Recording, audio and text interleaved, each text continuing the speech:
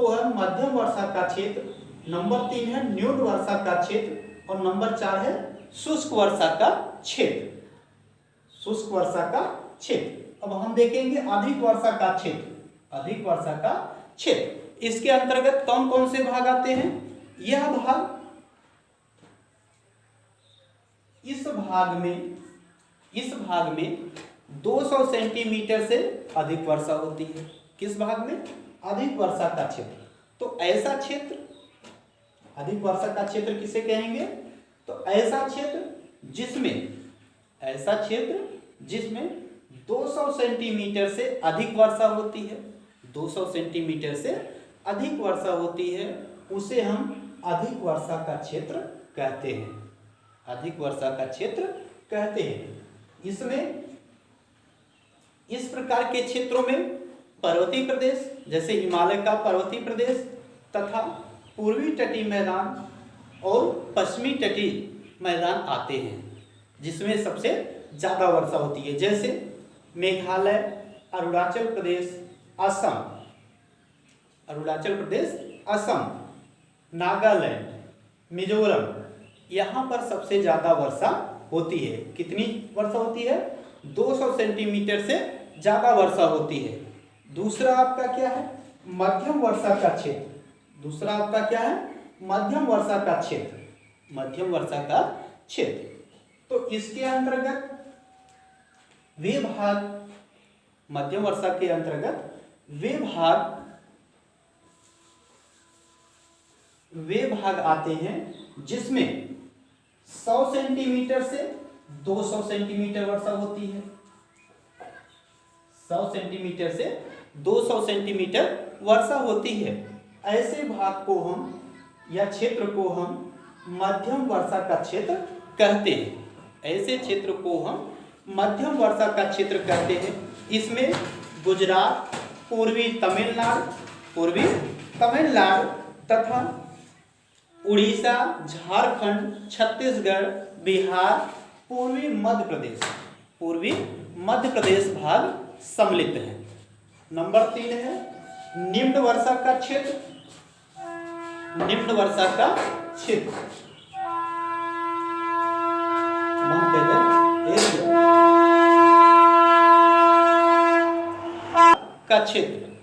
न्यून वर्षा का क्षेत्र। इस क्षेत्र में वह भाग आता है, न्यून वर्षा का क्षेत्र में वह भाग आता है जिसमें 100 सेंटीमीटर से कम किंतु 50 सेंटीमीटर से अधिक वर्षा होती है। अर्थात जिसमें 50 सेंटीमीटर से अधिक और 100 सेंटीमीटर से कम, 100 सेंटीमीटर से कम वर्षा होती है।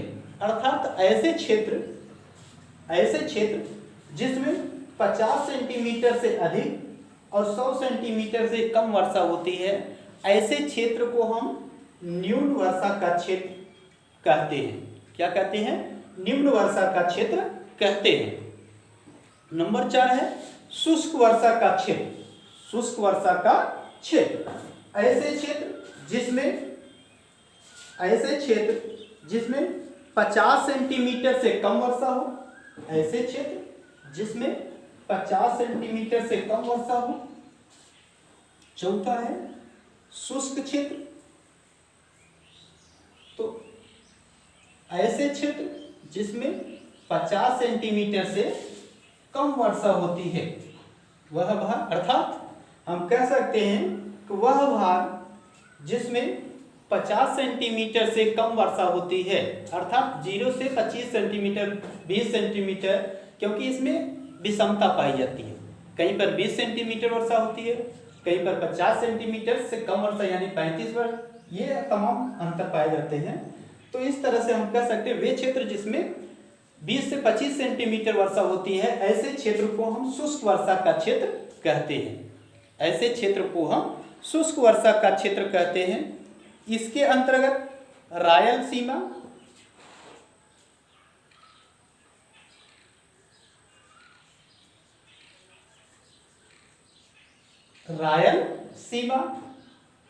राजस्थान,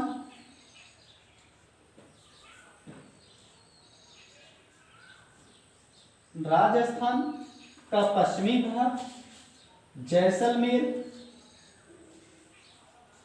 जैसलमेर इत्यादि इत्यादि आते हैं, इत्यादि आते हैं। इस तरह से कई विषमताएं पाई जाती हैं। अब हम देखेंगे अगली हेडिंग क्या है, वर्षा की विशेषताएं। वर्षा की विशेषताएं।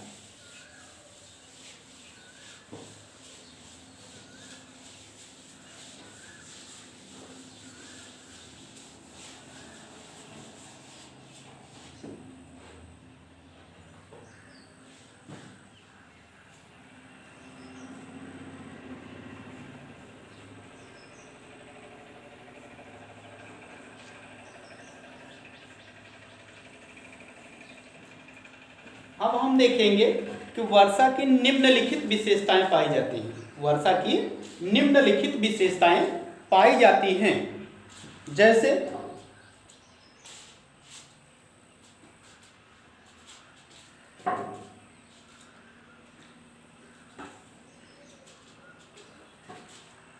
हम देखेंगे भारत में वर्षा अनियमित होती है। वर्षा की निम्नलिखित विशेषताएं पाई जाती है। नंबर 1 क्या है, भारत में वर्षा अनियमित पाई जाती है।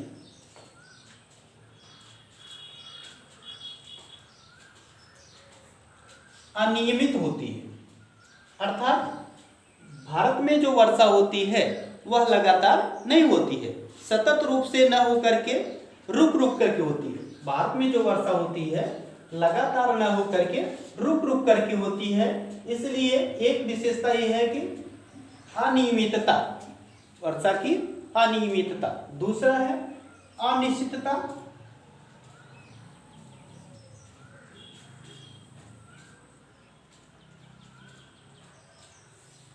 अर्थात भारत में हम देख सकते हैं कि वर्षा कभी निश्चित नहीं होती। कभी वर्षा ज़्यादा होगी, कभी कम होगी, कभी होगी ही नहीं, अर्थात वर्षा निश्चित नहीं है। इसमें देखेंगे दूसरी विशेषता है, कभी मानसून समय से आता है तो कभी निर्धारित समय से देर आता है। कभी समय से आता है तो कभी देर आता है। इससे हम देख सकते हैं कि वर्षा कभी भारी वर्षा हो जाती है तो कभी कम वर्षा होती है, हल्की वर्षा होती है। इन तमाम अध्ययन के आधार पर हम ये दूसरी विशेषता देखें, अनिश्चितता। तीसरा, भारत में 90% वर्षा, भारत में 90% वर्षा किससे होती है, मानसूनी हवाओं से होती है, मानसूनी हवाओं से होती है। जबकि 4%, चौथा विशेषता क्या है, भारत में 10% वर्षा किससे होती है, चक्रवाती तूफानों से, चक्रवाती तूफानों से होती है। इस तरह से अनेक विषमताएं हैं। जैसे भारत में पर्वतों के द्वारा वर्षा होती है, पर्वतीय वर्षा होती है, क्योंकि पर्वत है वह क्या करता है, रोकता है, अवरोधक के रूप में काम करता है और ज़्यादा से ज़्यादा वर्षा कराता है। यदि ये पर्वत न होता तो भारत में वर्षा कम होती। दूसरा देखेंगे, भारत की मूसलाधार प्रकृति। भारत में जो वर्षा होती है वो कैसी होती है, मूसलाधार वर्षा होती है, मूसलाधार वर्षा होती है। इसके आधार पर हम ये कह सकते हैं ये तमाम विशेषताएं हैं जो क्या करती हैं, वर्षा को प्रभावित करती हैं। अगली हेडिंग है जलवायु को प्रभावित करने वाले कारक।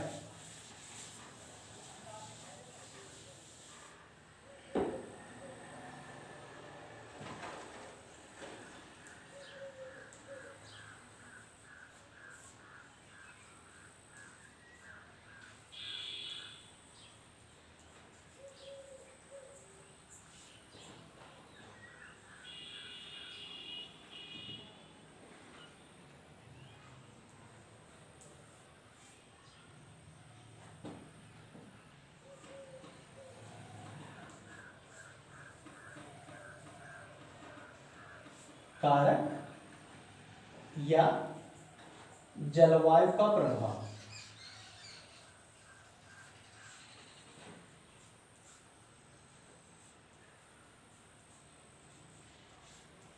जलवायु का प्रभाव। इसमें हम यह देखेंगे कि जलवायु निम्नलिखित रूपों से, भारत की जो जलवायु है वह निम्नलिखित रूपों से प्रभावित करती है, निम्नलिखित रूपों से प्रभावित करती है।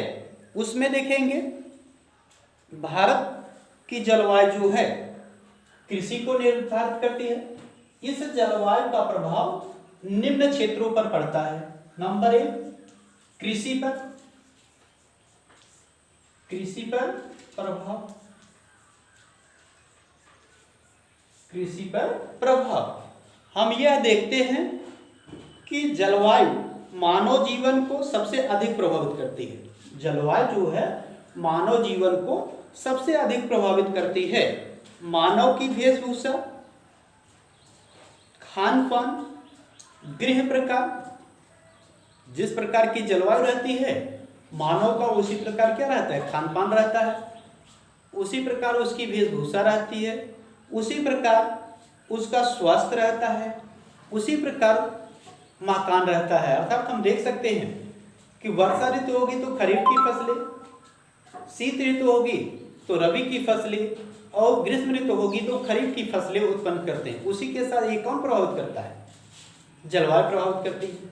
इसके साथ साथ खान पान देख सकते हैं। दूसरा क्या है, खान पान, अर्थात हम यह देखते हैं कि जिस प्रकार की जलवायु रहती है उसी प्रकार का खान पान भी रहता है। जैसे हम देखेंगे बंगाल का क्षेत्र ज़्यादातर लोग मच्छी भात खाते हैं, जबकि मैदानी भागों में यानी धरातली भागों में जो निवास करते हैं वहाँ ज़्यादातर लोग साग सब्जी खाते हैं। इसके अतिरिक्त हम ऋतु के आधार पर ठंडी में हम गर्म चीज़ें यानी गर्म भोजन पसंद करते हैं। जब शीत ऋतु पड़ती है तो उस समय हम क्या करते हैं, खान पान में चेंजिंग करते हैं और गर्म चीज़ जैसे गर्मा गर्म चीज़ें भोजन के रूप में ग्रहण करते हैं, जैसे चाय, जलेबी, पूड़ी, सब्जी इत्यादि। जबकि ठंडी में हम गर्म चीज़ें और गर्मी में ठंडी चीज़ें। अब जैसे जैसे जलवायु चेंज होती है, ग्रीष्म ऋतु आती है, उस समय हम ठंडी चीज़ें पसंद करते हैं। जैसे ठंडा ककड़ी, खीरा, तरबूज इत्यादि, ये खान पान को प्रभावित करते हैं। कब ना चल सकता, खान पान को प्रभावित करते हैं। इसके बाद मकान, तीसरा है जलवायु जो है वह मकान को भी प्रभावित करती है। हम देखेंगे यदि हम अधिक वर्षा के क्षेत्र में निवास करते हैं, यदि हम अधिक वर्षा के क्षेत्र में निवास करते हैं तो समकोकार मकान बनाते हैं, ढालूदार मकान बनाते हैं जिससे पानी फिसल करके नीचे चला आए। लेकिन यदि हम वर्षा ऋतु में, इसे हम गुंबदाकार मकान भी कहते हैं, ढालूदार छत बनाते हैं। जबकि यदि हम मध्यम वर्षा के क्षेत्र में रहते हैं तो वहां हम आयताकार मकान बनाते हैं। कैसा मकान बनाते हैं, आयताकार मकान बनाते हैं। वहां का छत आयताकार होता है।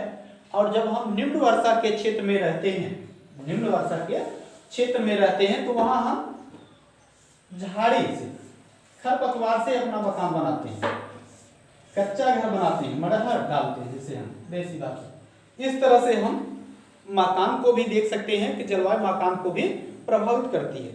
इसके बाद जलवायु मानव जीवन के वस्त्र को प्रभावित करती है।